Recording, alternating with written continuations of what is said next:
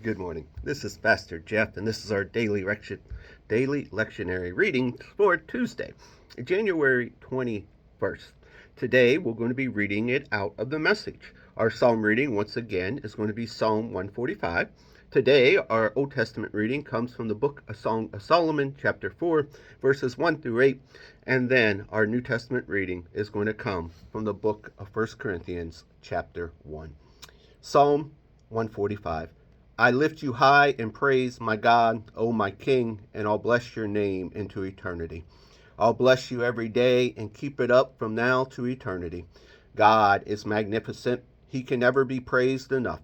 There are no boundaries to his greatness. Generation after generation stands in awe of your work. Each one tells stories of your mighty acts.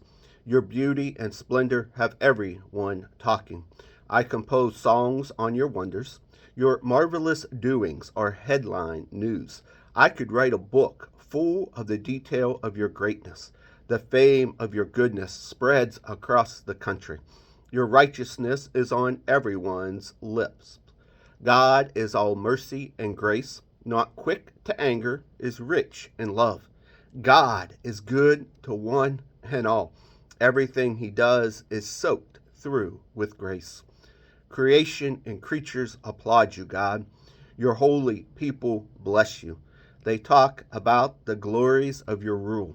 They exclaim over your splendor, letting the world know of your power for good, the lavish splendor of your kingdom.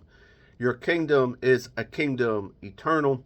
You never get voted out of office. God always does what he says and is gracious in everything he does.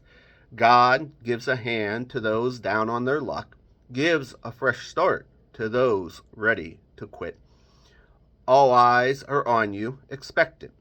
You give them their meals on time, generous to a fault. You lavish your favor on all creatures. Everything God does is right. The trademark on all his works is love. God's there, listening for all who pray and mean it. He does what's best for those who fear him, hears them and calls them out and saves them. God sticks by all who love him, but it is all for those who don't. My mouth is filled with God's praise. Let everything living bless him. Bless his holy name from now to eternity. Our Old Testament reading is from the book A Song of Solomon, chapter 4. With it being the Message, they do expand it a little bit to give us a fuller story. You're so beautiful, my darling, so beautiful, and your dove eyes are veiled by your hair as it flows and shimmers like a flock of goats in the distance. Streaming down a hillside in the sunshine, your smile is generous and full, expressive and strong and clean. Your lips are jewel red, your mouth elegant and inviting, your veiled cheeks soft and radiant. The smooth, lithe lines of your neck command notice. All heads turn in awe and admiration.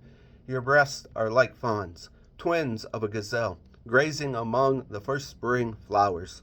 The sweet, fragrant curves of your body, the soft spice contours of your flesh invite me, and I come. I stay until dawn breathes its light and night slips away. You're beautiful from head to toe, my dear love, beautiful beyond compare, absolutely flawless. Come with me from my Lebanon, my bride. Leave Lebanon behind and come. Leave your high mountain hideaway. Abandon your wilderness seclusion, where you keep company with lions and panthers guard your safety. You've captured my heart, dear friend. You looked at me, and I fell in love. One look my way, and I was hopelessly in love. How beautiful you love, dear, dear friend. Far more pleasing than a fine, rare wine. Your fragrance, more exotic than select spices. The kisses of your lips are honey, my love. Every syllable you speak, a delicacy to savor. Your clothes smell like the wild outdoors. the fresh scent of high mountains. Dear lover and friend, you're a secret garden, a private and pure fountain. Body and soul, you are paradise, a whole orchard of succulent fruits, ripe apricots and peaches, oranges and pears, nut trees and cinnamon, and all scented woods, mint and lavender and all herbs aromatic. A garden fountain, sparkling and splashing, fed by spring waters from Lebanon mountains. Our New Testament reading today comes from 1 Corinthians chapter 1, verses 3 through 17. May all the gifts and benefits that come from God, our Father and Master, Jesus Christ, be yours. Every time I think of you, and I think of you often, I thank God for your lives of free and open access to God, given by Jesus. There's no end to what has happened in you. It's beyond speech, beyond knowledge. The evidence of Christ has been clearly verified in your lives. Just think, you don't need a thing. You've got it all. All God's gifts are right in front of you as you wait expectantly for our Master Jesus to arrive on the scene for the finale. And not only that, but God himself is right alongside to keep you steady on track until things are all wrapped up by Jesus. God, who got you started in this spiritual adventure, shares with us the life of his Son and of Master Jesus. He will never give up on you. Never forget that. I have a serious concern to bring up with you, my friends, using the authority of Jesus, our Master. I'll put it as urgently as I can. You must get along with each other. You must learn to be considerate of one another, cultivating a life in common. I bring this up because some from Chloe's family brought a most disturbing report to my attention that you're fighting among yourselves. I'll tell you exactly what I was told. You are picking sides, going around saying I'm on Paul's side, or I'm Apollos, or Peter is my man, or I'm in the Messiah's group. I ask you, has the Messiah been chopped up into little pieces so we can each have a relic of our own? Was Paul crucified for you? Was a single one of you baptized in Paul's name? I was not involved with any of your baptisms, except for Crispus and Gaius. And on getting this report, I'm glad I wasn't. At least no one can come around saying he was baptized in my name. Come to think of it, I also baptized Stephanas' family, but as far as I can recall, that's it.